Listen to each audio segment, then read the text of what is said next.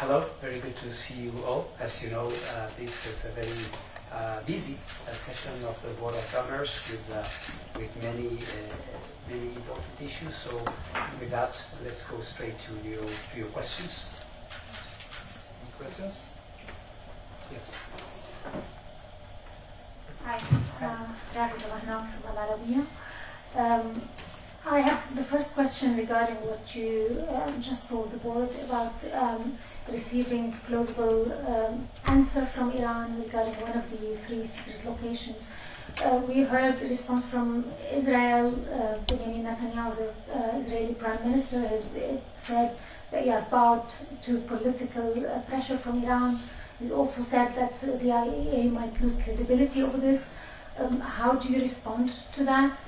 And maybe I'll wait for your answer and ask the second question. Maybe you can. Okay, it's also regarding the 60% enriching of uranium by Iran. Has this been now, is this now a de facto thing that the IAEA has accepted? Because we don't hear alarm bells on this. You said that there's 100 kilograms of uranium enriched to 60%. Mm-hmm. Why is this not raising more concern? Well, thank you very much. Two very important questions. Regarding the issue of Maryland, let me say that what we have informed is that we have received a response from Iran, which is plausible, and this is why we have said that we have no further questions on this particular segment of an issue which is much wider. As you know, we continue to maintain an assessment regarding this site where some very specific type of testing was conducted, and we have not changed that assessment. What we have is received a reply that is plausible, so we cannot exclude that what they are telling us may have happened, although we do not have any means to actually prove or disprove that that was the case. But that was the case, we cannot exclude it. So then, on the qualifications that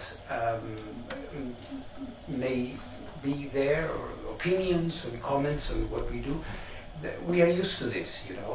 One day is one side that says one thing, and the other day is another side. We accept this as part of our work. Our work is neutral, is impartial, is technical, and we will always say things as they are. The considerations of what this implies is not up to us, and I will never comment on government's opinions on what we do. What I can tell you is that this is technical work, and what we are saying is technically correct. Then on the 60%, well, on the reactions and why there are not more reactions about this, or and again, it's perhaps it's a question that you should put to others, not to me.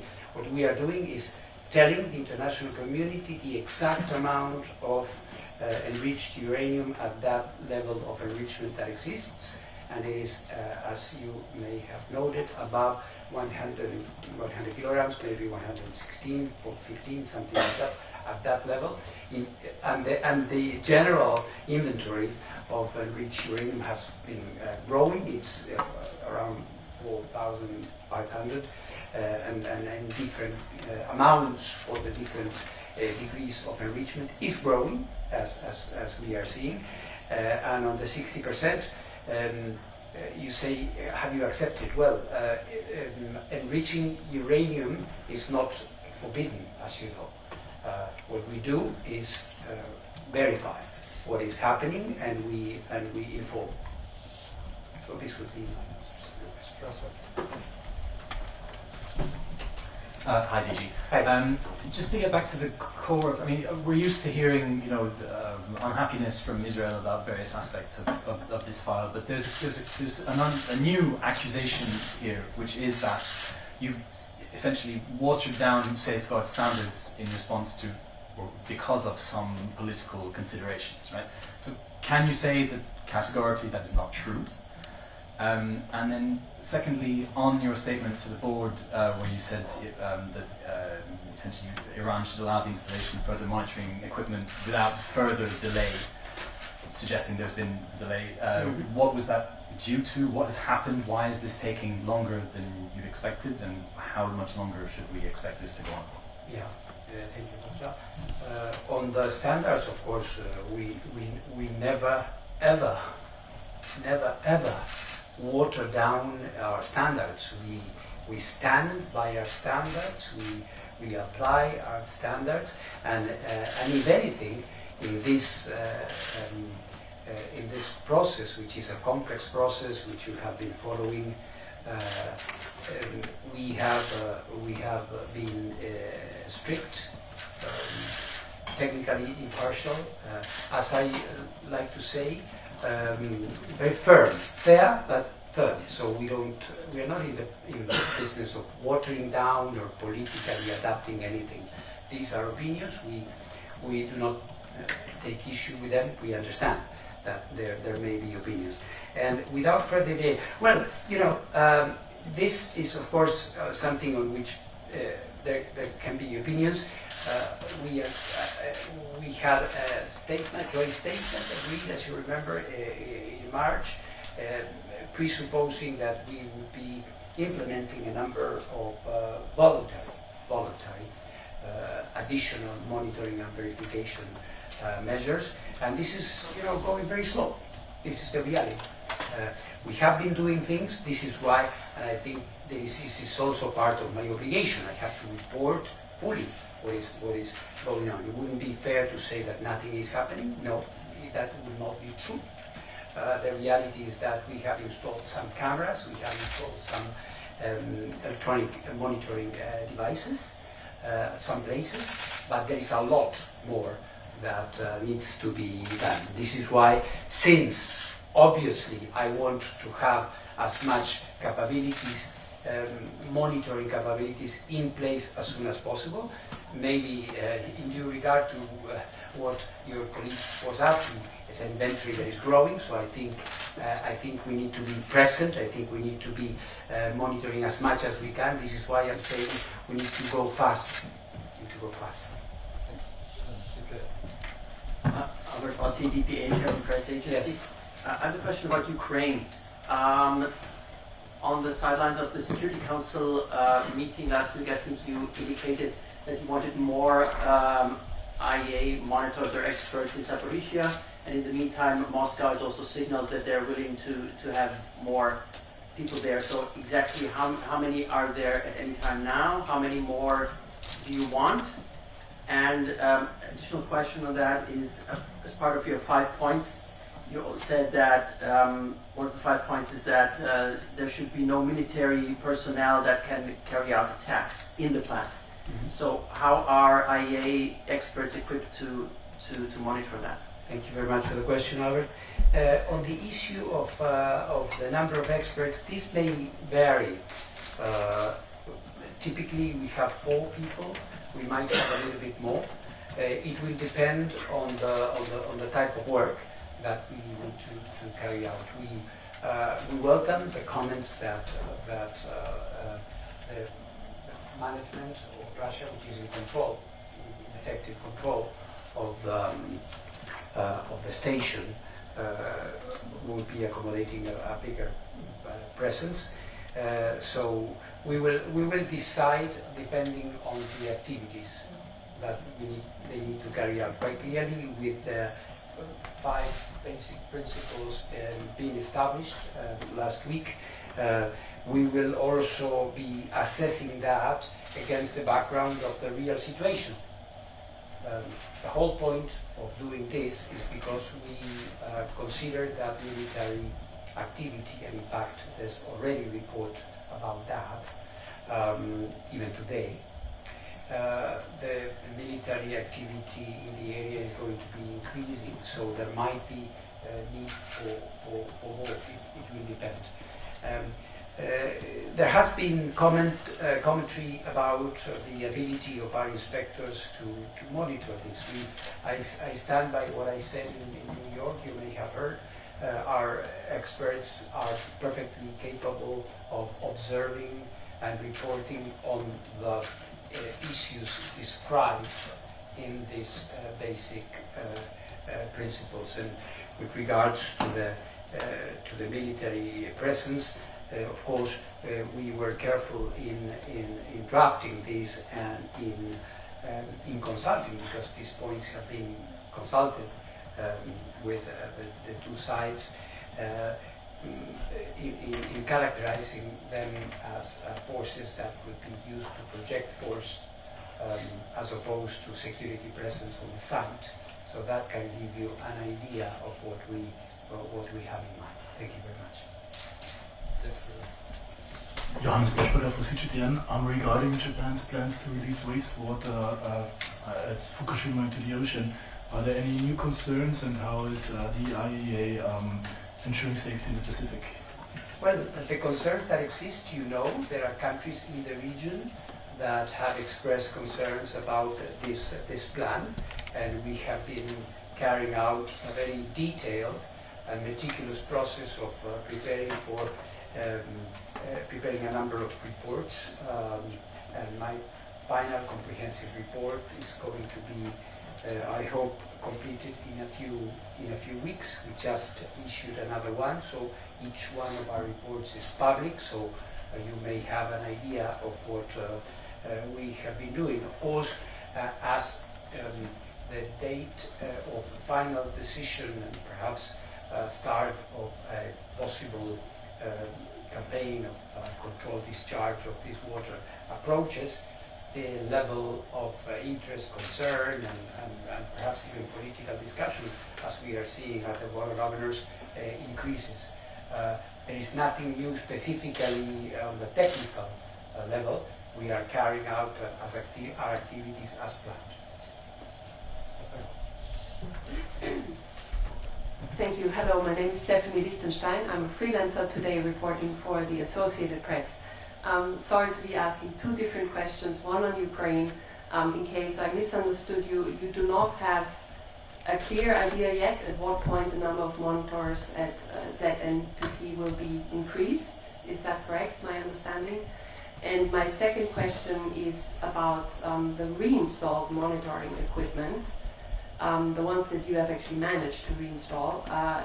Do you have access as of now to that data, or an agreement at what point you will have access to that data? Yeah. Thank you. Thank you very much, Stephanie, for the two questions. On at what point, in general, there is my idea is to reinforce ISAMS, because ISAMS will have now a wider mission, if you want.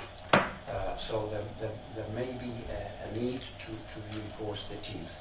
The moment is not so relevant. It may be with the next rotation or with the following one. I don't consider this as a point of substantive relevance. Second, on the reinstallment of equipment and the access to the information, it's a very good point, and this is something I have raised with my Iranian counterparts. Of course, the reinstallment of the equipment is very important, having the cameras that were removed or disconnected, or the electronic monitoring devices that we may have to control and to check the enrichment levels and activity is very, very important. But it is obvious that there has been an important gap in the information, and I would characterize this as two types of gaps. In the first place, you may remember the issue is a bit complex and intricate, but it's like that. We had an arrangement as a result of one of my trips to Tehran in February 2021, when we decided that we would have all these systems, but the information itself would be kept in a very complex, convoluted way under our seals, but without us having access to that information. That is one thing, because we never had access to that information. That information, when Iran decided last summer to disconnect these systems, etc., well, it remained there. And then there is the gap, I would say. There's a gap from that point to now, where we don't have cameras, we haven't had anything. So no information, no cameras, nothing. So Well, all we are saying, and I think this is common sense basically, all right, we reconnect the cameras and we have the systems again, but in order for us to be able to reconstruct the whole picture, we need to sit down with Iran and have some way to reconstruct the jigsaw puzzle. And there may be parts that are going to be a bit more difficult because for this first gap, as I described it, we have the footage, so it's easier for our people to do that. But for the second part, from June 2022 to June 2023, then it's a matter that will require some other type of consultation, access to records, talking to people, making some projections, etc., etc. So in the end, we can reconstruct the picture and say, well, in this period, our gross estimate is that such and such amount of rollers and bellows, etc., have been manufactured. I hope it's understandable. If it's not, I'm sorry. I can try again. Thank you. Councillor Nagy from BBC Television. Yeah. I have three questions, Yeah. if I may. Yes. First, on Prime Minister Netanyahu's statement, that he says Iran is continuing to lie to the IAEA.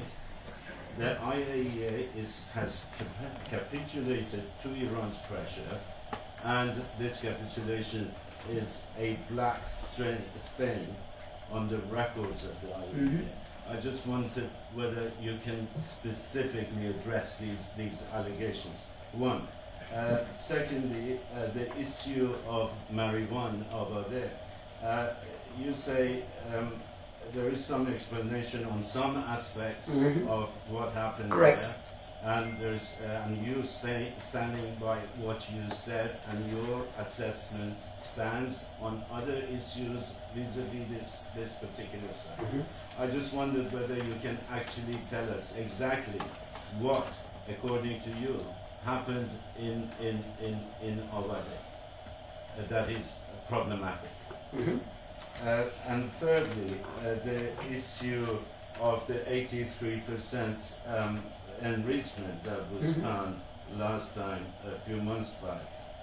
Are you satisfied that this was an accidental thing or a normal sort of a thing in the process, or was it more than that? Can you specify that, please? Yes. Thank you. Thank you very much. All right. As I said, I would never enter into a polemic or an argument with the head of government of any member of the IEA. They have their opinions, and what I said in my answer to François stands. I mean, we never politicize exercises. We have our standards. We apply them always. So, in any event, I would say that politicization is on the eye of the beholder. They may be seeing things in one way or the other, and I won't criticize that. We simply do our job in the same way, and we continue doing our job in the same way. And we respect comments from everyone.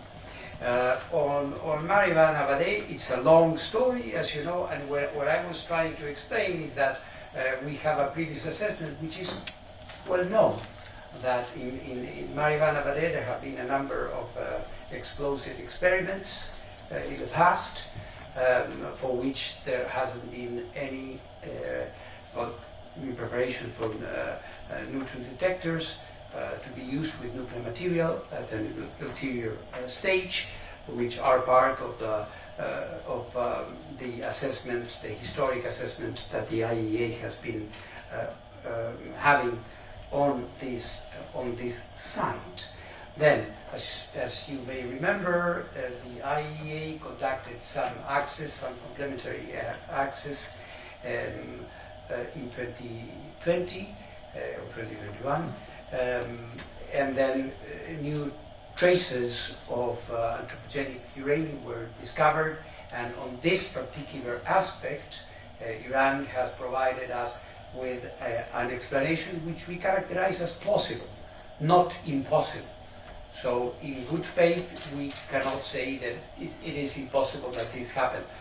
We don't have any additional proof. We have approached other member states which were possibly involved in the explanation that was given by Iran, that this was part of mining activities conducting at the time of the Soviet Union, and that perhaps as part of this some of these traces could have been originated because of a lab that was located there.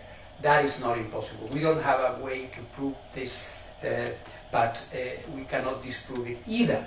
So as we conduct our work in good faith, we cannot simply for the sake of keeping something open, continue to seek what is impossible to pursue. But as I said, this is a segment of a very wide issue. So these ideas that we are closing, cancelling things is not accurate, it's incorrect, right? So I hope this is clear. And on the enrichment, yes, I think the explanation was technically correct. What we, of course, and I think is very credit to our excellent inspectors and experts that were on the spot immediately able to identify this very high degree of enrichment.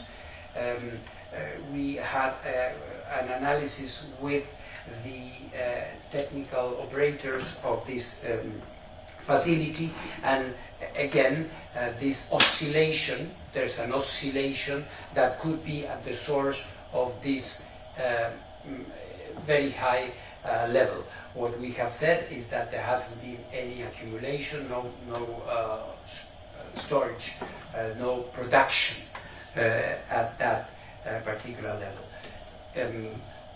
Incidentally, these electronic devices that we are trying to set up are very important in giving us an immediate impression of what happens in case there is another oscillation or otherwise.